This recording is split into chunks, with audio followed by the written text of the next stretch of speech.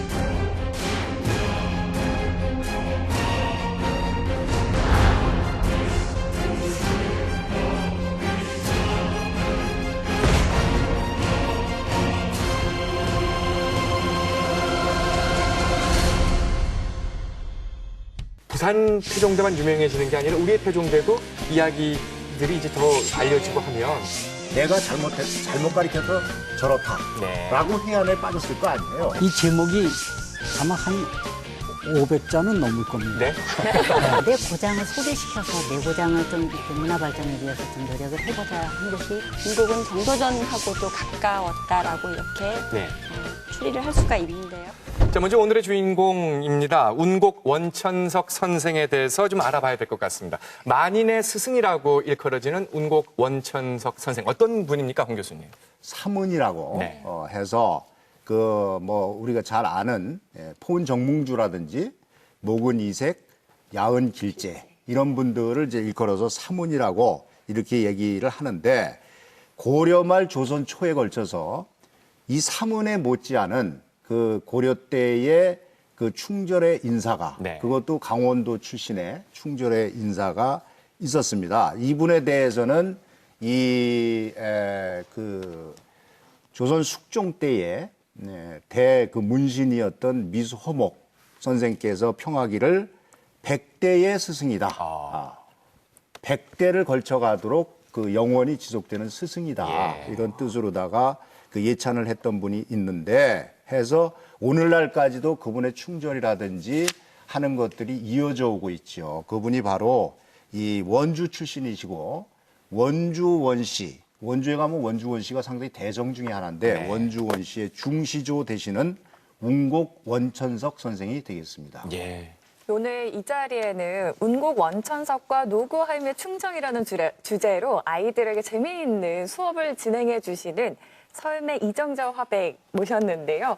화백님 아이들에게 어떤 내용으로 수업을 하시는 건가요? 네, 저희가 그 운곡 원천석 하면은 진짜 앞에서도 말씀드렸듯이 굉장한 충신이고 학자시잖아요. 근데 거기에 요즘에 우리 아이들이 정말로 이렇게 보면은 충효예지인을 거의 지금 모르고 지나가는 편이에요. 그래서 저희도 이제 하다 보니까 우리 아이들한테 뭔가 좀 남겨주고 내 고장을 소개시켜서 내 고장을 좀 이렇게 문화 발전을 위해서 좀 노력을 해보자 한 것이 문화학교를 개설하게 된 겁니다. 자, 이 운곡 원천석 선생은 어떤 분인지 알 수 있는 현장을 오늘도 이혜옥 선생님이 다녀오셨거든요. 여러분께 안내해드리겠습니다. 운곡 원천석 선생의 묘역을 찾아가는 길인데요. 나지막한 구릉이 상성만 있을 뿐 별다른 장식 하나 없이 단촐한 묘입니다. 여기는 고려 국자 진사 원천석 지묘라고 하신 이분은 고려 때 분인데 큰 벼슬은 하지를 않았습니다. 왜냐하면 그 고려 말에 어지러운 정사를 보고선 이 양반은 역성혁명을 한 조선에 대해서 전 배타적인 것을 가졌나 봅니다. 네. 그 다른 데하고 좀 다르게 묘자리가 좀 특이한 것 같거든요. 이건 아이, 어떻게 잘 보셨네요. 네. 좀 다르죠? 네.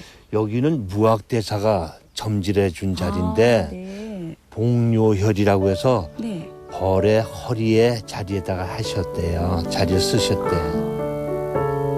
태조 이성계와 동문수학했고 태종 이방원의 스승이기도 했던 운곡 선생. 그는 고려에 대한 불사이군의 저리를 꺾지 않고 은둔의 삶을 선택했는데요. 무덤 아래편 미수 허목이 쓴 묘가를 보면 그가 범상한 인물이 아니었음을 알 수 있습니다. 비록 세상을 피해 스스로 숨었지만 변함없이 도를 지킨 100대의 스승이라 기록하고 있죠. 묘역 주변엔 지난 2006년 만들어진 운곡 선생의 사당 창의사가 자리합니다. 고려에 대한 절의를 지키기 위해서 은둔 생활을 하며 일반 곡식 대신 솔잎과 나무 껍질로 연명했다는 운곡 선생. 그는 글솜씨 또한 매우 높았습니다. 주옥 같은 한시 천여수를 남기기도 했죠. 사당 뒤편 운곡 선생 시비가 보입니다.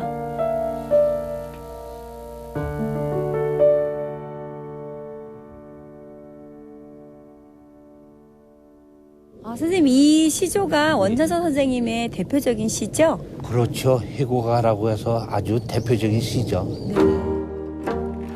멸망한 고려 왕조를 해고하며 고려에 대한 충절을 노래한 해고가.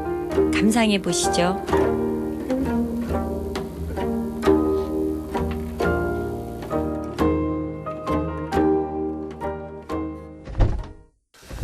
자, 당시의 시대상과 고려 문인들의 사상부터 좀 알아봐야 할 것 같습니다. 당시의 학자 이러면 이제 우리가 떠올리시는 인물들이 뭐 정몽주, 정도전, 이세 뭐 이런 분들인데 이분들의 사상과 운곡 원천석 선생의 또 관계랄까요? 이 최상익 교수께 좀 질문을 드리고 싶네요.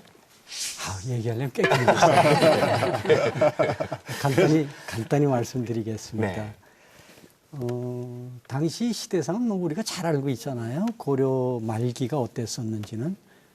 한마디로 얘기를 해서, 나라 안팎의 여러 그 요인으로 인해가지고 몹시 혼란스러웠던 시기. 이렇게 정의하면은 뭐 큰 차이가 없을 것 같습니다. 쉽게 표현하자면은 내가 살던 집이 이제 막 허물어지기 직전까지 가버린 상황이에요.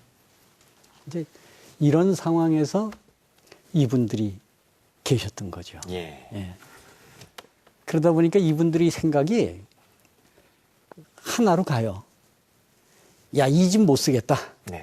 이제 개축을 하든지 새로 신축을 하든지 둘 중에 하나는 해야 될 거 아니냐. 그래서 결국 나중에 각각 길이 달라지는 거죠. 성리학을, 신유학을 바탕으로 기와집을 지으려고 정도전은 마음을 먹고 포원이나 모근은 개축을 하려고 했던 거고요. 정도전은 이색의 제자예요. 쉽게 얘기하면. 그리고 정도전하고 운공은 어떤 관계인가 하면은 과거 동기생이라. 그걸 이제 가틀동자 해년자를 써서 동년이라고 얘기를 했는데 그때 이승인까지 같이 합격을 합니다. 그 세 사람이 다 동년이에요. 정몽주는 이색이 발탁한 것 같아요. 제가 볼 때는. 그래서 이색 선생이 정몽주를 동방이학의 1인자라고 평을 했거든요. 어쨌든 그 동시대를 살면서 이 고려 말에 피폐한 나라를 새롭게 뭔가를 일으켜야 된다라는 생각은 함께 했던 그런 학자라고 볼 수 있겠네요. 홍 교수님, 운곡 원천석 선생이요. 시조로도 굉장히 유명하시잖아요. 아주 유명하시죠. 네, 어떤 시조를 또 남기셨나요? 이제 크게 봐서 시조는 이제 내수가 남아있고, 한시가 1144수가 남아있어요. 1144수가. 이 중에 아까 VCR에도 잠깐 나오는 것 같은데, 소개를 해보면 다 귀에 익을 겁니다. 흥망이 유수하니 만올 때도 추초로다. 혹시 아시면 따라해도 좋아요. 듣겠습니다. 흥망이 유수하니 만올 때도 추초로다. 500년 왕업이 목적에 부처시니 석양에 지나는 객이 눈물개워 하노라. 이거는 그 일명 회고가라고 하는데, 물론 회고가가 뭐 그 운곡 선생의 회고가만 있는 것은 아닙니다. 야은 길제의 회고가도 있고. 근데 여하튼 이 고려 멸망에 대한 자기의 그 심경을 회고한 그 대표적인, 많이 들어보셨죠? 예. 1144수라는 이 한시를, 이 어마어마한 수지 않습니까? 최 교수님. 네. 이제 운곡시의 특징이 있어요. 제목이 긴 것들이 나옵니다. 물론 이런 경우는 중국 당나라 시에도 가끔씩은 있는데 이렇게 운곡처럼 내가 이 시를 쓰게 된 배경이 이렇다라고 그 배경을 통째로 밝히는 건 없거든요. 예를 들어도 상관없을까요? 이게 이제 그 가장 대표적인 예인데요. 이 제목이 아마 한 500자는 넘을 겁니다. 네. 보세요. 와우. 15일 방산을 떠나, 양구 방산을 얘기하는 거예요. 양구군에 이르렀는데 아전이나 백성들의 집이 모두 기울어지거나 땅바닥에 쓰러졌으며 온 마을이 텅 비어 연기나는 집이 없었다.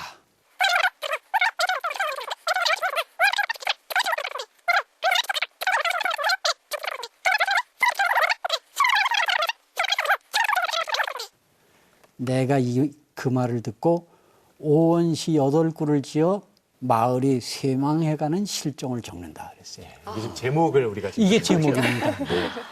알겠습니다. 작품 세계는 추후에 다시 우리가 화면을 통해서 보도록 하겠습니다. 그래서 이제 그 운곡 씨가 세상에 알려지지 못했던 거예요. 이런 것들 때문에. 이 운곡 원천석 선생 하면은 태종 이방원의 스승으로 가장 유명하잖아요. 근데 이 태조 이성계가 조선을 건국하기 전에 활동했던 지역이 우리나라 북쪽인데 어떻게 태종과 이 사제의 인연을 맺게 됐는지 최 교수님 좀 알려주세요. 태종 이방원과 운곡이 사제였었다는 말은 태종의 입이나 그 운곡의 입을 통해서 나온 적은 한 번도 없어요. 조선 현종 14년 1673년인데요. 운곡이 돌아가시면서 운곡을 그 배양하는 그 서원을 세워놓고 거기에 사액을 내려달라고 원주 지역 유생들이 상소를 하는데 그걸 3차례에 걸쳐서 합니다. 그 3차례에 걸쳐 상소하는 내용에 거기에 이제 운곡 원천석 선생이 태종의 스승이다라는 말이 들어가 있고 이 사액 이거를 받아서 사액 제문을 내릴 때 그 현종께서 내린 그 사액 제문 속에 태종의 스승이다라는 표현이 있어요. 태종은 당신의 입으로 13살에 강림사에 와서 공부를 했다고 그러거든요. 그건 아주 실록에 나오는 얘기예요. 근데 이 강림사는 그 운곡이 거처하던 부근이죠. 그러면 결국은 강림사에서 만났다는 얘기밖에 안 되거든요. 그래서 그 강림사에서 태종이 기거하고 그 부근에 운곡이 살면서 자연스럽게 만났을 거예요. 그리고 이제 그 태조 이성계하고 운곡하고는 동학이라고 표현을 하거든요. 같이 배웠다고. 그러니까 태조하고 운곡하고도 모르는 사이가 아니에요. 아마 태종도 원천석의 그 학문에 반했을 거고 원천석 운곡 선생도 태종의 총기에 반했을 것 같아요. 그래서 두 분이 잘 어울려서 그래가지고 스승제자가 되지 않았나 싶은 생각이 듭니다. 알겠습니다. 태종 이방원이 왕위를 아들 세종에게 넘기고 난 다음에 운곡 선생님과의 관계가 어떻게 됐는지 궁금하더라고요. 어땠나요? 고려 말에 어떻게 됐든 일련의 그 역성혁명 과정에서 그 제자인 이방원의 행태를 지켜봤을 거 아닙니까? 지켜봤더니 이거 내가 잘못 가르쳤다. 임금이 된 제자, 즉 태종을 피했을 것이고 그렇지 않습니까? 네. 피했을 것이고 태종 이방원의 입장에서도 보면은 자신의 위치를 떠나서 자기가 임금이라고 하는 위치를 떠나서 옛 스승을 그리워하고 또 옆에 자기가 제왕이 됐으니 모시고 싶었을 테고 그런 충정에서 수차례 그 뜻을 갖다가 사람을 통해서 보이기도 하고 찾아오기도 하고 하는데 결국은 실패한 거 아닙니까? 실패한 거고 어찌 됐든 이것은 이제 전해오는 이야기지만 상황으로 물러났어요. 태종이 아드님이신 세종한테 왕위를 물려주고 그때의 그 이제 뜻을 또 전달했을 거 아닙니까? 그리고 한 번 오시기도 하지요. 상황으로 되고 나서 오시기도 하는데 그 이 뜻을 다시 이제 뵙고 싶다 하니까 그때는 그 운곡 선생이 올라갔다는 겁니다. 궁궐로 올라가는데 그 이 고려 왕조에 대한 충절의 표시 또 역성혁명에 대한 어떤 항의 표시로 상복을 입고 올라갔다라고 전해져 오고 있고 그 올라갔을 때에 그 태종 이방원이 그 자기의 옛 스승이 오셨으니까 이제 자기 손자들 상황이니까 뒷방 할아버지 아니에요? 뒷방 할아버지. 그 손자들 전부 나오라 그래가지고 그 이 할아버지 스승께 인사 올려라 했더니 이제 쭉 서가지고 인사를 올리지 않았겠습니까? 그때에 유독 그 수양대군 손자 아니에요? 수양대군을 딱 보고서는 네 할아버지하고 비슷하다. 그러니까 누구예요? 태종이잖아. 네 할아버지하고 비슷하다. 부디 형제간에 사랑하고 또 사랑해라 라고 하는 말을 던졌다. 즉 앞날을 내다본 희안을 가지고 있었다라고 하는 얘기도 전해오고 있습니다. 그 태종 이방원 그리고 운곡 원천석 이 이야기 속에는 우리가 빠뜨릴 수 없는 분이 있습니다. 결국엔 이제 비극적으로 자결을 하고 마는 노구할미 이야기입니다. 이옥 선생님이 안내를 해주시기 바랍니다. 운곡 원천석 선생을 이야기할 때 빼놓을 수 없는 인물 노구할미를 찾아가는 길입니다. 임금을 속인 뒤 그 괴로움에 스스로 물속으로 뛰어들었다는 어느 노파의 이야기가 흐르는 곳 노구소.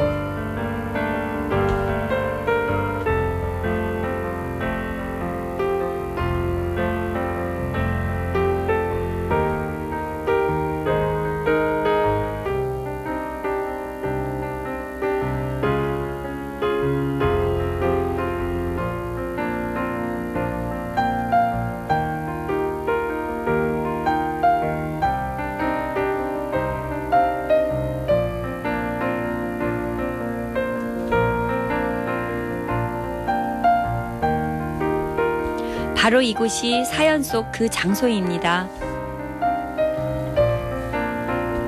자세한 내막도 모른 채 그저 시키는 대로 엉뚱한 방향을 가르쳐줘 본의 아니게 임금을 일주일간 헤매게 했다는 사실을 깨달은 뒤 자살을 선택한 노구할미의 충절과 넋을 기리기 위해서 후세 사람들은 노구사란 사당을 만들었습니다.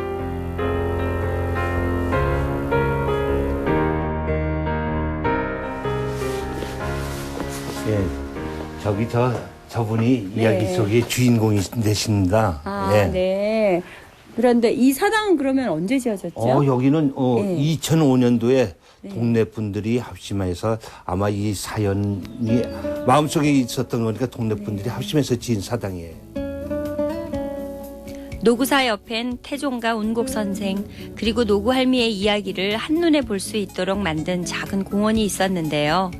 오늘날의 이 사연을 바탕으로 스토리텔링 사업이 펼쳐지고 있습니다.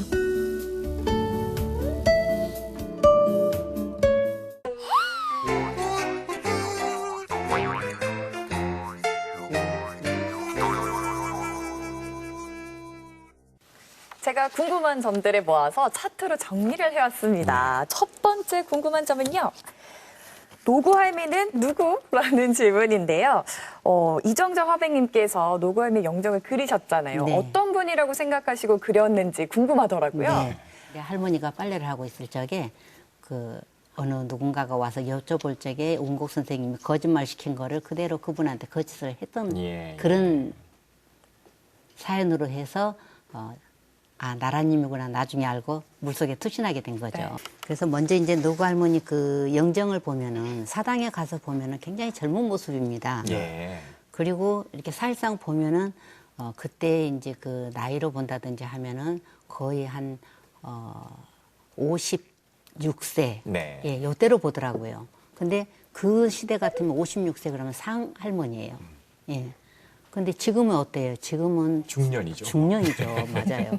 그래 이제 그 저희가 그 동상을 만들 적에도 예. 유물을 만들 적에도 교수님들하고 모여서 그런 상의가 있었어요. 이건 아줌마로밖에 못 본다. 예.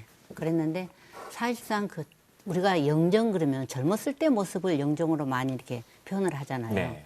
그래서 저 역시 그 그림을 그리면서 아 이거는 조금 젊은 층 그러면 지금 현대에 56세면 중년 그러면 그런 쪽으로 한번 가보자. 예. 오늘 아주 잘 나오셨네요. 아이고. 왜냐하면 저도 사실 그 인문학 탐방 행사를 진행을 하느라고 예. 그 노구사당을 여러 번 갔었고 네. 또 거기에서 그 저 영정도 봤는데 이구동성으로 하는 얘기가 네. 이거 완전히 아가씨 아니야. 예. 잘해서 그냥 뭐 그 저기 아줌마, 예, 예. 젊은 아줌마. 예. 이게 무슨 할머니냐 이렇게 하는데 아 그런 고뇌가 있었구나. 라고 이해를 할 수 있을 겁니다. 예, 그런 엄청 면에서 고민을 많이 한 거죠. 예, 예. 다음 질문은요. 진정한 충신은 노구할미라는 네, 질문이에요. 맞습니다. 우리 아이들한테 제가 질문을 던져요. 네. 이제 미션을 주면서 아 내가 노구 할머니가 되고 또 운곡 선생이 돼보고 태종 임금이 돼보자. 아, 노구 할머니가 되었는데 거짓말을 잠깐 했다고 그래가지고 이거 진짜 잘못됐나? 그래서 네. 물에 빠져. 그럼 내가 노구 할머니가 됐을 적에 어떻게 하냐? 우리 아이들이 그거 왜 죽어요? 이렇게 답이 나와요. 예. 네. 근데 그때 당시만 해도 아 이렇게 임금에게 거짓말을 하게 되면은 삼족을 멸한다 예. 하는 거를 이제 문헌을 가지고 또 얘기를 해주거든요. 네. 그러다 보니까 아이들이 아 이 거짓이라는 것은 그렇게 무서웠던 거구나. 지금 뭐 우리 저 화백님이 그 현장에서 실제로 일어나고 있는 일을 이렇게 말씀을 해주시니까 훨씬 이게 현장감 내지는 현실감이 있는데 예, 제가 생각하기에는 우리가 지금 주 인물로 삼고 있는 이 운곡 원천석 선생의 어떤 절이나 이 노구 할머니의 충이나 네. 저는 같다고 생각합니다. 네. 그러니까 이 두 분 다가 충절이라고 하는 충과 절이라고 하는 의미에서 같다고 생각하는 게 네. 우선 운곡 원천석 선생 같은 경우는 그 예를 들어서 포은 정몽주라든지 목은 이색이라든지 그 도은 이승인이라든지 이런 분들은 다 벼슬 생활을 했죠. 일정 부분. 네. 근데 이 운곡 원천석 선생은 벼슬 생활을 안 했어요. 그러니까 고려 왕조에 대해서 녹을 먹은 사람이 아니에요. 예. 그럼에도 불구하고 그렇잖아요. 그러네요. 네. 누구 못지않은 절의를 이렇게 지켰다. 즉 불사이군했다라고 예, 예. 하는 면에서는 그 성리학적 명분론에 입각한 것이었겠지만 대단한 그 이 절의의 화신이었고 네. 절의의 화신이었다. 자 그러면 그 운곡 선생 때문에 돌아가신 노구 할머니는 어떤 분인가? 네. 그분의 어떤 충이라고 하는 개념도 그거에 못지 않다고 생각해요. 네. 지금 우리 저기 화백님께서도 말씀하셨지만 그 거짓말 하고 싶어서 한 게 아니거든요. 예. 시키니까 했던 예, 거고 맞아요. 몰라서 한 거예요. 그러니까 임금님도 아까 몰랐어요. 어린아이들이 예. 물어보면 왜 죽어요? 예. 이렇게 한다는 게 너무나 당연한데 그때로서는 일반 백성들 아까 뭐 깔끔하시고 뭐 이렇게 해달라는 저는 오히려 순박하신 분이었다. 네. 지극히 예. 순박하신 일반 평균적인 백성이었다라고 생각을 합니다. 즉 임금을 속였다라고 하는 그런 죄책감 때문에 자기의 그 몸을 던져서 투신을 했다라고 하는 것도 이 충으로서 임금을 섬긴다라고 하는 사군이충, 네. 이충 그 당시에 일반적인 어떤 정서라든지 일반 순박한 백성들의 뭐라 그럴까 이 심경이라든지 네. 이런 면에서는 충과 그러니까 이 노구 할머니의 충과 그 아까 운곡 선생의 절이라고 하는 것이 충절로 묶일 수 있는 네. 거의 같은 반열이의 그 생각이었다라고 저는 그렇게 정리해 보겠습니다. 예. 마지막 질문입니다. 태종대의 사연 300년 후에야 돌에 새긴 이유 무엇일까요? 절벽 위에 태종대란 글씨 그리고 운곡의 묘가에 다 조선 중기에 들어와서 적혔는데요. 왜 이렇게 조선 중기에 와서야 기록이 된 건가요? 사실은 운곡이 그동안 알려지질 않았었죠. 예. 운곡이 알려진 거는 1603년이에요. 강원도 관철사로 온 박동량이라는 분이 그동안 운곡은 소문으로만 얘기가 흘렀어요. 그분도 소문을 듣고 원주에 가면 운곡 후손들이 있는데 그 집에 고려의 멸망 과정을 세세히 기록한 책이 있다. 그 얘기를 듣고 찾아옵니다. 근데 그건 이미 후손들이 불태워버렸고 그래서 그 얘기는 지금 저 책은 없고 이게 야사지요. 고려 야사. 6권? 6권. 네, 그리고 6권. 시를 본 거예요.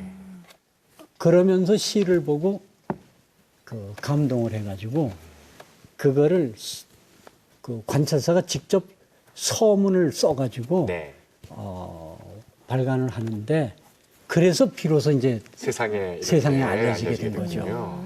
그러니까 집안에서도 그 책들을 쉬쉬한 책이었었는데 그거는 이제 고려 충절을 읊은 책들이고 그 그렇죠. 과정 고려 철학이니까. 충절보다도 상황. 조선 건국을 하는 사람들의 그 행태. 행태. 그런 것들을 좀 적나라하게 그거를 적나라하게 비판적으로 적어놨으니까 꺼내내기가 어렵었죠. 결국은 후손들은 그래서 그걸 그러니까 없애버렸던 거군요. 없애버리고 시집만 남겨뒀다가 그게 이제 아쉽네. 1603년에 비로소 관찰사에 의해서 이제 세상에 빛을 보게 된 거고 그러면서 이제 그 미수가 1670년에 그 비석을 세워주거든요. 원래 운곡은 자기 비석 세우지 말라고 그랬거든요. 그러면서 이제 후손들이 조금 자신감을 얻은 거죠. 이젠 좀 내놔도 뭐 집안이 멸문지화 당할 일은 없겠다. 그래서 이제 그런 내놓을 생각을 했는데 생각을 해도 누가 새길 거예요. 나서는 사람이 있어야 되잖아요. 그 나선 사람이 바로 후손인 원상중이라는 분인데 연도로 보면은 1723년 경종 3년인데 이분이 태종대 암각도 했고 변함 안각도 했습니다. 그래서 태종대를 안각하면서 미수가 찬한 묘갈 명의 일부분을 갖다 써놨어요. 왕이 그 몇 차례 불렀으나 이르지 않아서 왕께서 직접 그 집에 갔었다. 근데 선생이 이곳을 피했다. 뭐 이런 규절을 태종대에다 하고 변함에다 새겨놨거든요. 지금 그 태종대 얘기로 자연스럽게 이어가게 됩니다. 이 태종대는 우리가 부산에 있는 태종대가 아니라 치악산 아래에 있는 태종대입니다. 그 태종이 이곳에서 바로 머물다 간 곳이었고 또 노구할미의 이 전설이 아련하게 지금 머물러 있는 곳이거든요. 역시 이혜옥 선생님이 다녀오셨죠? 네, 다녀왔습니다. 현장을 함께 가보시겠습니다. 횡성군 강림리에 있는 강림사 터를 찾아가 봤습니다. 강림사는 태종 이방원이 운곡 선생에게 학문을 배웠던 사찰입니다. 여기는 강림사. 강림사지 어디서 들어보신 적 있어요? 아니요, 잘 못 들어봤어요. 네. 이곳은 태종 이방원하고 그다음에 운곡 원천석 선생하고 인연을 맺어가는 제일 첫 번째 만나는 장소가 아니었을까 이렇게 생각합니다. 지금은 강림우체국이 들어서 있어 절의 흔적을 찾을 수는 없었는데요. 훗날 태종은 보은의 뜻으로 절을 크게 일으켜주지만 임진왜란 당시 소실돼 지금은 이렇게 터만 남게 됐습니다. 부산의 태종대 들어보셨죠? 하지만 행성에도 태종대가 있다는 건 잘 모르실 텐데요. 태종은 낙향한 스승 운곡을 모시려 하지만 번번이 거절당하자 직접 찾아 나서게 됩니다. 허나 깊이 숨어든 스승을 만나지 못해 여러 날 머물렀다는 그곳이 바로 태종대입니다. 저기 선생 사적기에 이렇게 나오는 글씨나 큰 글씨 봤을 때는 그다음에 이제 태종대라고 하는 얘기는 아마 태종대왕이 이곳에 자기 스승을 찾아왔다는 얘기를 갖다 소상하게 이렇게 잘 기록으로 남긴 것 같습니다.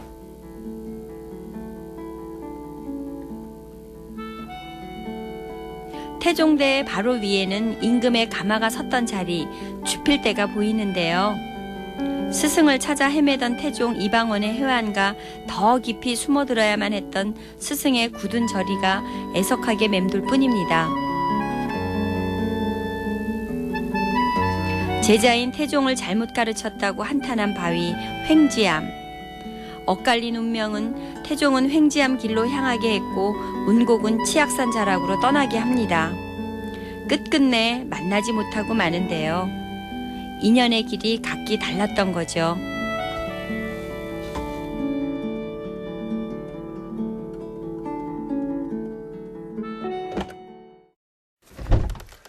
우리가 흔히 태종대 이러면 이제 부산을 사실 먼저 떠올리게 되잖아요. 예. 그런데 이 강원도에 있는 이 태종대는 사실 널리 알려진 곳은 아니란 말이죠. 이혁 선생님 지금 가보셨는데요. 부산 태종대만 유명해지는 게 아니라 우리의 태종대도 이야기들이 이제 더 알려지고 하면 그만큼 유명해질 수 있지 않을까 하는 생각이 드는데 어떻던가요?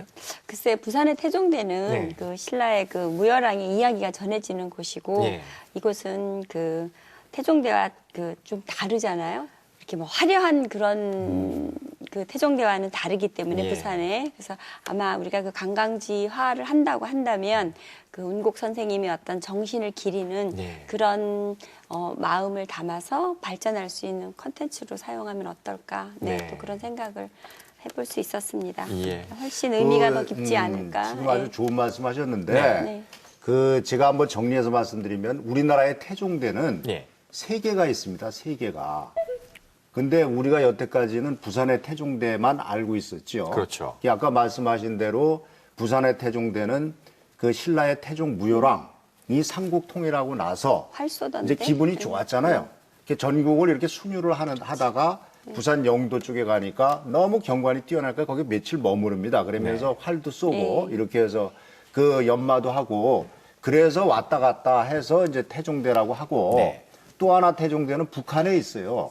그게 이제 그 북한의 개성의 성거산이라고 하는 데에 그 이 태종 이방원 지금 얘기하고 있는 이방원이 여름에 휴가를 갔던 장소가 있어요. 거기를 태종대라고 하는데 그것은 어떻게 하냐면은 그 강세황이라고 조선시대에 그 문인화의 표암 대가인데 그분이 그린 그림이 지금 남아 있습니다. 태종대라고 딱 찍혀가지고 그 강세왕이 그린 그 이 개성의 성거산의 태종대가 있고 그 다음에 우리가 지금 얘기하고 있는 횡성의 태종대 이렇게 세 개가 있는데 이 횡성의 태종대가 차별화될 수 있는 거는 지금 우리 저기 이해욱 선생님이 얘기한 대로 여기는 절의의 태종대예요. 저기는 둘 다 뭡니까? 놀러 간 곳 아니에요. 유희의 태종대라면 여기는 절의의 태종대이기 때문에 만약에 이거를 관광에 있어서 어떤 저 문화 콘텐츠로 이렇게 발전을 시킨다면은 그것을 차별화시켜야죠. 이것은 절의의 태종대다. 뭐 여기 와가지고 풍광이 좋아서 놀기 위한 곳이 아니다라고 하는 쪽으로 컨셉을 잡아야 그것이 의미가 있지 않을까 그렇게 생각합니다. 교수님, 이 스승을 찾아서 원주에 태종 이방원이 찾아갔는데요. 삼고초려를 했다면서요? 아, 그렇죠. 삼고초려를 했습니다. 이게 세 번을 그러니까 그 태종 이방원이 그 지금 말씀하시고 있는 그 강림사를 방문한 것은 세 번이에요. 세 번인데 그 두 번은 자기가 그 재위하고 있을 때 임금자리에 있을 때고 그 다음에 또 한 번은 자기가 물러나서 상황으로 있을 때 이렇게 해서 세 번인데 그 주로 이 가게 된 재위 때에 가게 된 명분은 뭐냐 그러면 그냥 어느 날 갑자기 휴가 내고 온 거냐 그게 아니고 이 강무를 떠나죠. 강무라고 하는 것은 옛날에 임금이 그 사냥을 하면서 무예를 연마하는 그 일종의 그 뭐랄까 행사 대대적인 행사였겠죠. 그 강무를 핑계로 해서 치악산을 들르게 되는데 당시 이 조선왕조 실록에 보면 이 횡성으로 강무를 떠나는 데 대해서 신하들하고 소위 밀고 땡기기를 하는 재밌는 이야기도 나와요. 그러니까 이 태종 이방원은 횡성으로 가려고 그러고 이 신하들은 이러저런 핑계로다가 가지 말라고 그러고 요새 쓰는 말로 밀당? 밀고 땡기는 건 뭐라 그래요? 밀당. 밀당을 하는 그 장면도 나오고 그러는데 이 특기할 만한 것은 그 이 태종실록 네. 또 그다음에 태종이 상황으로 물러나서 이제 그다음부터는 세종 아닙니까? 근데 이제 자기 아버지 얘기도 나오죠. 상황 얘기도. 그래서 태종실록과 세종실록을 합해서 이 강림사 얘기가 나오는 건 총 25번이 나와요. 예. 그 대단하죠? 그러네요. 일개절의 얘기가 왜 이렇게 써요? 자기가 태종 이방원이 어렸을 때 공부하던 곳이라서 그런 거예요. 그래서 그 중에 태종이 자라서도 늘 강림사에서 지내던 옛 시절의 꿈을 꾼다. 이런 표현도 나올 정도로 예. 굉장히 그리워했던 것이고 했는데 그때에 아까 13살이라고 했나요? 그 13살 때 그렇게 공부를 하면서 그러니까 지금으로 치면 초등학교 한 6학년생 예. 정도인데 그때 운곡 선생한테 배웠으니까 그때의 스승이 얼마나 그리웠겠어요. 근데 특기할 만한 것은 이 실록 어느 곳에도 운곡 선생 얘기는 안 나옵니다. 네. 안 나와요. 그리고 운곡 선생조차도 그 태종 이방원이 자기 제자였다라는 얘기를 안 했다라고 말씀을 하셨는데 그러면 이렇게 강림사를 그리워하고 당연히 스승이 생각났고 예. 했으면 언급을 했을 텐데 실록이 없습니다. 예. 왜 없을까요? 여기에 대해서 저는 어떻게 생각하냐면은 이것이 자기 스승을 보호하기 위한 것이다. 저는 개인적으로 그렇게 생각합니다. 예. 왜? 고려를 운곡 원천석 선생이라고 하는 분은 고려의 충전이잖아요. 예, 예. 그러니까 반조선파 아닙니까? 그런 분을 갖다가 자꾸 띄워가지고 이 조정의 어떤 그 이슈화 시키고 예. 이렇게 거론을 하게 되면 자칫 해를 입을 수 스승께 있다. 화가 미치지 예. 않을까 해서 스승에 대해서는 강림사 얘기는 해도 스승에 대해서는 얘기를 안 하지 않았겠느냐.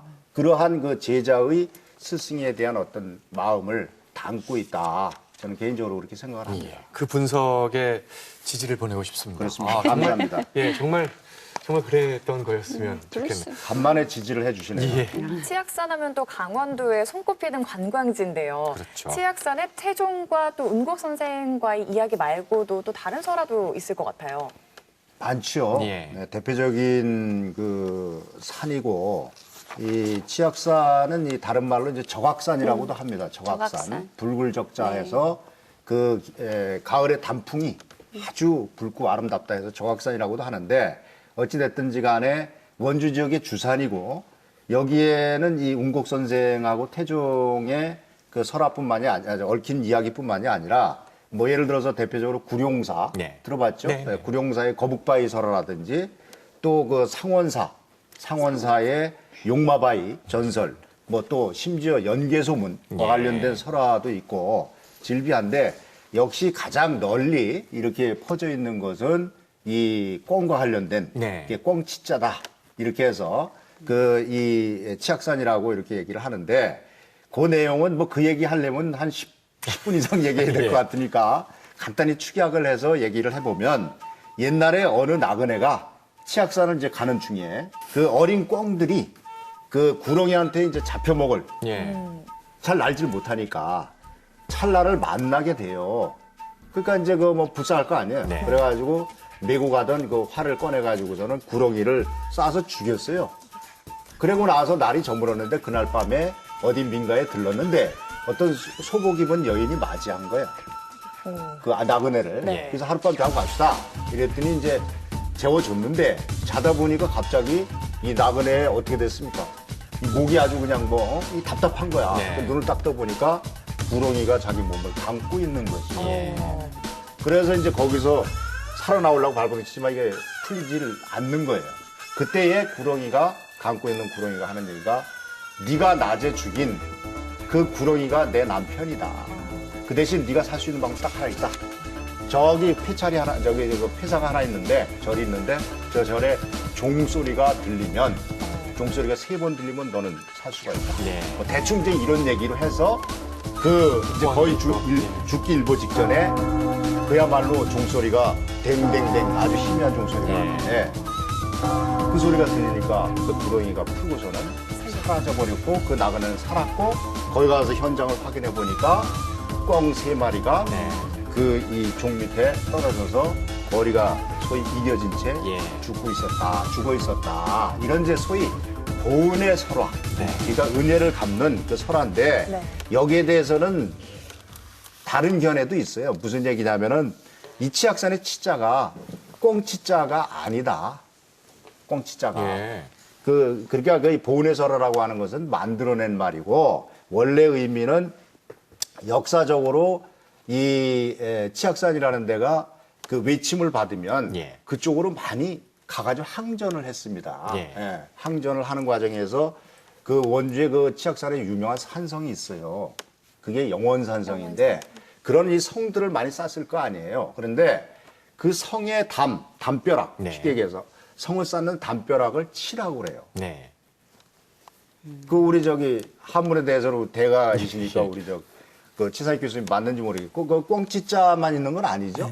성담치자. 성각휘. 이렇게 돼 있잖아요. 그렇죠, 그렇죠. 그거를 치라. 그래서 저거를 형상화해서 그런 성각휘? 각휘가 많은 산이다라고 하는 이미지. 이게 꽁서라는 나중에 스토리텔링으로 의도적으로 만든 것이다라고 하는 견해도 있습니다. 이런 스토리텔링을 잘 활용하면 그것이 또 관광 자원이 되는 것이고요. 그 꿩과 구렁이 얘기는 어렸을 때 제가 그 전설의 고향에서 봤던 기억이 지금 생생히 납니다. 무척 감동해서 울었던 기억이. 근데 지금 들으니까 그냥 웃깁니까? 아닙니다. 전설의 고향 봤던 것보다 홍 교수님의 설명을 들으니까 더 집중이 됩니다. 감사합니다.